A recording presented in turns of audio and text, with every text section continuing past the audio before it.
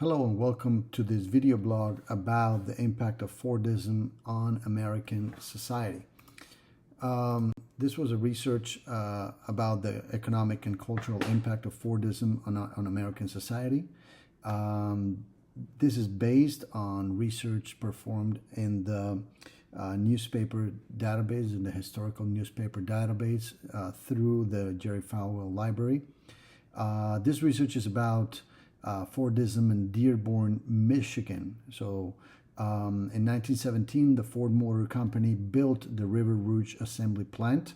So the city of Fordson was established next to the plant and was later consolidated into the town of Dearborn. This town still exists today. Henry Ford's vision was to establish a town where his workers could afford to buy homes and live in proximity to the plant. Ford wanted to influence all aspects of the city, including politics, the economy, communications, and so forth. Therefore, in 1918, he bought the Dearborn Independent and made it his own newspaper. This newspaper later became the official organ of the Ford Motor Company. Henry Ford took a personal interest in the paper and wrote a regular column titled Mr. Ford's Page. Ford used this page on his position as the owner of the publication to set the paper's editorial line. At its highest, the Dearborn Independent had a circulation of about 700,000 people. So after researching the ProQuest historical newspapers database, I found the publication of the Dearborn Independent from November 1919 to July 1920 and focused on reading Mr. Ford's page, which is the page that he uses to set the editorial line. Now, on November 1919, Ford discussed the importance of education and defined it as the giving of the know-how to minds that are capable of doing once they know. He argued that a mind without proper training on how to read and write is like a country without a postal or telegraph service. Communication is very slow and difficult. Ford developed schools inside factories to teach workers to read and write.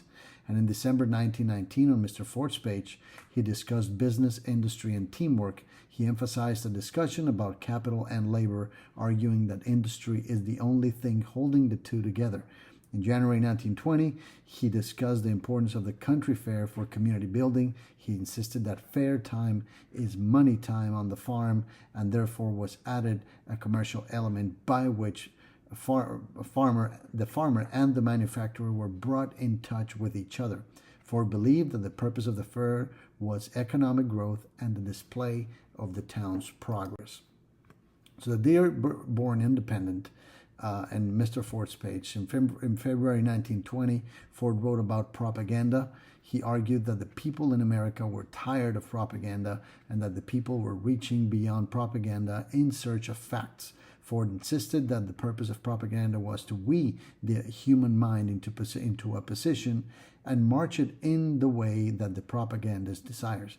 In 1920, Mr. Ford wrote about the American economy and made references to the war. He debated the fact that reporters were saying that hard times are coming.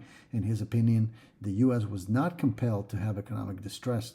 He believed that the U.S. would hardly suffer if it produced what it needed to live on. In conclusion, Mr. Ford's page in the Dearborn Independent provides insight into the impact of Fordism on American society.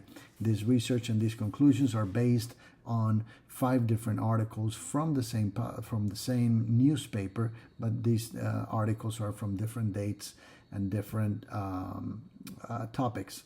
In a time when newspapers were one of the most important tools of mass communication, Henry Ford was using it to influence culture, politics, education, and the economy. Thank you for watching.